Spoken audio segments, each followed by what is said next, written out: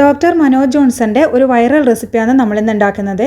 അപ്പോൾ നമ്മളിത് രാത്രി ഡിന്നറിനാണ് കഴിക്കുന്നത്. അപ്പോൾ ഇതിൻ്റെ കൂടെ വേറെ ഒന്നും നമ്മൾ കഴിക്കേണ്ട ആവശ്യമൊന്നുമില്ല, ഇത് മാത്രം മതിയാകും. അപ്പോൾ ഇത് ആർക്ക് വേണമെങ്കിലും കഴിക്കാൻ പറ്റുന്ന ഒരു റെസിപ്പിയാണ്. അപ്പോൾ നമ്മൾ ഇത് കഴിച്ചു കഴിഞ്ഞാൽ തന്നെ PCOD, അതുപോലെ നമ്മളെ ഷുഗർ, ജീവിതശൈലി രോഗങ്ങളൊക്കെ ഉണ്ടല്ലോ, നമ്മളെ ഷുഗർ, കൊളസ്ട്രോൾ, ഇതൊക്കെ കുറയാൻ വേണ്ടിയിട്ട് സഹായിക്കും. അതുപോലെ തന്നെ ആർത്രൈറ്റീസ്, അതുപോലെ പിന്നെ നമ്മൾക്ക് ഉണ്ടാകുന്ന അമിതവണ്ണം, ക്ഷീണം, അതുപോലെ സന്ധിവേദന, ഇതുപോലെയൊക്കെയുള്ള അസുഖങ്ങൾക്കൊക്കെ വളരെ നല്ലതാണ് ഇത് നമ്മൾ രാത്രിയിൽ കഴിക്കുന്നത്. വളരെ എളുപ്പത്തിൽ ഉണ്ടാക്കാൻ പറ്റുന്ന ഒരു റെസിപ്പിയാണിത്. അതുപോലെ തന്നെ നമുക്ക് ഇന്ന് ഇതിൽ ചേർക്കുന്ന സാധനങ്ങളൊക്കെ സൂപ്പർ മാർക്കറ്റിൽ കിട്ടുകയും ചെയ്യും. അപ്പോൾ നമുക്ക് റെസിപ്പിയിലേക്ക് കടക്കാം. അപ്പോൾ ഇതിന് ആദ്യമായിട്ട് വേണ്ടുന്നത് നമുക്ക് പനീറാണ്. അപ്പോൾ പനീർ ക്യൂബ്സ് ആയിട്ട് ഞാനിത് ഫ്രീസറിൽ നിന്ന് എടുത്തിട്ട് അതിൻ്റെ തണുപ്പൊക്കെ മാറ്റിയിട്ട് നല്ലോണം ഒന്ന് കഴുകിയിട്ട് ഇത് അതിൻ്റെ വെള്ളമൊക്കെ ഒന്ന് പിഴിഞ്ഞിട്ട് മാറ്റി വെച്ചതാണ്. അപ്പോൾ ഇതുപോലുള്ള ക്യൂബ്സാണ് ഞാൻ എടുക്കുന്നത്. 200 ഗ്രാമാണ് ഇത് എടുത്തത്. 200 ഗ്രാം ഒരാൾക്ക് കണക്കായിട്ടുള്ളത് അളവാണ്. അപ്പോൾ ഇത് അമൂലിൻ്റെ പനീറാണ് ഞാൻ എടുത്തത്. അതുപോലെ തന്നെ നമ്മളിതിന് ഒരു സവാള ചെറുതായി അരിഞ്ഞതും കൂടി വേണം. അപ്പോൾ ഇതുപോലെ ചെറുതായിട്ട് വേണം അരിയാൻ വേണ്ടിയിട്ട്, എന്നാലേ നമ്മളിത് ഉണ്ടാക്കിയിട്ട് കഴിക്കുമ്പോൾ ഒരു നല്ല ടേസ്റ്റ് ഉണ്ടാവുള്ളൂ. അപ്പോൾ നമ്മൾ ബട്ടറും എടുത്തിട്ടുണ്ട്. ബട്ടർ അല്ലെങ്കിൽ നമ്മളെ പശു നെയ്യ് എടുക്കാം. അപ്പോൾ അമൂലിൻ്റെ ബട്ടർ തന്നെ എടുത്തത്. അതുപോലെ തന്നെ ഫ്രോസൺ പീസ് എടുത്തിട്ടുണ്ട്, നമ്മൾ ഗ്രീൻ പീസ്. അതുപോലെ കുറച്ച് മല്ലിച്ചപ്പ് വേണം. പിന്നെ കുറച്ച് നമ്മളെ നിലക്കടല ഉണ്ടല്ലോ, അത് ഒന്ന് മിക്സിയിലൊന്ന് ഗ്രൈൻഡ് ചെയ്തെടുത്തതാണ്. ഇത് ഒരുപാട് അരച്ച് അങ്ങ് പേസ്റ്റ് പോലെ ഒന്നും ആക്കണ്ട, ഇതുപോലെ ഒന്ന് തരിതരിപ്പായിട്ട് പൊടിച്ചെടുത്താൽ മതി. അപ്പോൾ ഇതൊക്കെ നമ്മൾ ആദ്യം ഒന്ന് സെറ്റാക്കി വെക്കണം, എന്നിട്ട് മാത്രം നമ്മളിത് ഉണ്ടാക്കാൻ വേണ്ടിയിട്ട് തുടങ്ങാൻ പാടുള്ളൂ. നമ്മൾ വേഗം ഇത് റെഡിയാക്കി എടുക്കേണ്ടതാണ്. അതാ പറഞ്ഞത്, വളരെ എളുപ്പത്തിൽ ഉണ്ടാക്കാൻ പറ്റുന്ന റെസിപ്പിയാണ്. അപ്പോൾ ഇതാ ഒരു പാൻ അടുപ്പത്ത് വെച്ച് അതിലേക്ക് വലിയൊരു കഷ്ണം ബട്ടർ തന്നെ ഇട്ട് കൊടുത്തിട്ടുണ്ട്. ഇനി നമ്മളിത് ആദ്യം ചെയ്യുന്നത് തീ ഒന്ന് കുറച്ച് വെക്കണം, എന്നിട്ട് നമ്മൾ ഇതിലേക്ക് ആ പനീറിൻ്റെ ക്യൂബ്സ് ഇട്ടിട്ട് ഒന്ന് ഫ്രൈ ചെയ്തെടുക്കണം. അപ്പോൾ ഇതൊരു നോർത്ത് ഇന്ത്യൻ റെസിപ്പിയാണെന്ന് പറയാം. അധികം നോർത്ത് ഇന്ത്യക്കാരാണ് ഈ പനീർ വെച്ചിട്ടുള്ള റെസിപ്പീസൊക്കെ ഉണ്ടാക്കാറ്. അതുപോലെ തന്നെ നമ്മൾ പനീർ വെച്ചിട്ട് പല കറികൾ ഉണ്ടാക്കാറുണ്ട്. അത് നമ്മൾ ഫ്രൈ ചെയ്തിട്ട് ഉണ്ടാക്കാറുണ്ട്, നമ്മളെ പനീർ അതുപോലെ ഫ്രൈ ചെയ്യാണ്ട് ഉണ്ടാക്കാറുണ്ട്. പക്ഷേങ്കിൽ ഫ്രൈ ചെയ്തതിനാണ് കൂടുതൽ ടേസ്റ്റ്. അതുപോലെ നമുക്ക് ഈ പശു നെയ്യിൽ ഇതുപോലെ പനീർ ഫ്രൈ ചെയ്തിട്ട് കുട്ടികൾക്ക് വെറുതെ ഇങ്ങനെ ലഞ്ച് ബോക്സിൽ ഒരു സ്നാക്കായിട്ടും കൊടുത്തു വിടാൻ പറ്റും. നല്ല ടേസ്റ്റാണ് ഇതുപോലെ ഫ്രൈ ചെയ്തിട്ട് കൊടുത്തു വിട്ടാൽ. അപ്പോൾ ഇതാ നമ്മൾ എല്ലാ ഭാഗവും, അതായത് അതിൻ്റെ ആ ഒരു 4 സൈഡിലും ഒന്ന് എത്തുന്ന വിധത്തിൽ തന്നെ അപ്പുറം ഇപ്പുറമൊക്കെ ഒന്ന് തിരിച്ചിട്ടിട്ട് ഒന്ന് ക്രിസ്പിയാക്കി എടുക്കുക. അപ്പോൾ ആ ഒരു കളറൊക്കെ ഒന്ന് ചേഞ്ച് ആയിട്ട് വരണം.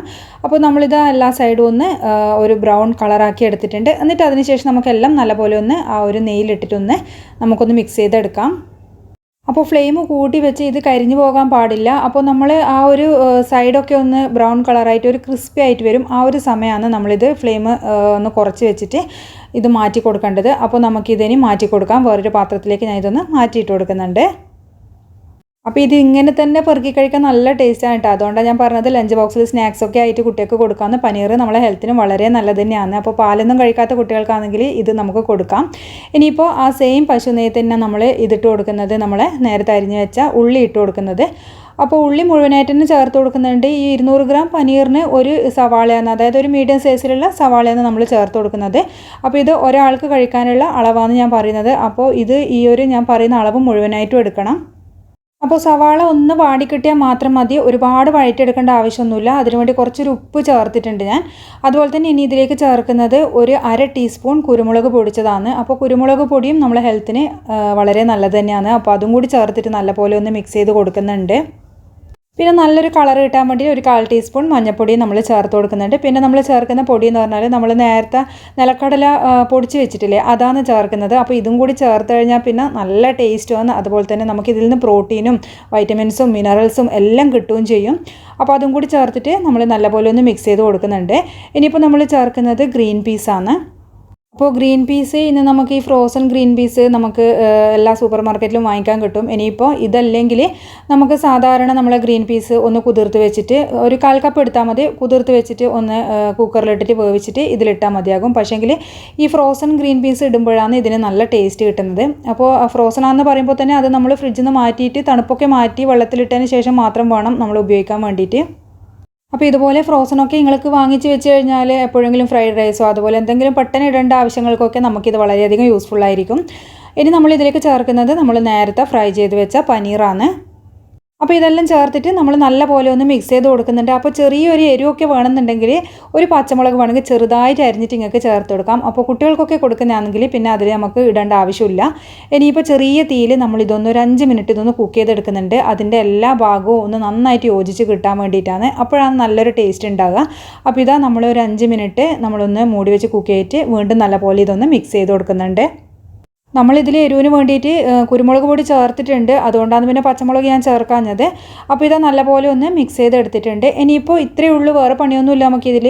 ഇനി ചേർക്കാനുള്ളത് നമ്മൾ ലാസ്റ്റ് മല്ലിച്ചപ്പാണ്, ചെറുതായി അരിഞ്ഞ മല്ലിച്ചപ്പും കൂടി ചേർത്തിട്ട് വീണ്ടും ഒന്ന് മിക്സ് ചെയ്ത് വെക്കാം.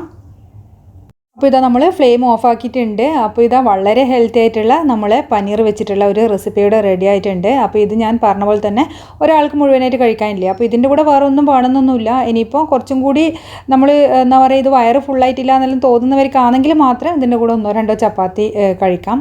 അല്ലാണ്ട് തന്നെ ഇത് മാത്രം ഒരാൾക്കുള്ള അളവാണെന്ന് ഞാൻ പറഞ്ഞത്. അപ്പോൾ ഇത് കഴിച്ചാൽ തന്നെ നമുക്ക് വയറ് നല്ല ഫുള്ളായിട്ട് തന്നെ തോന്നുകയും ചെയ്യും.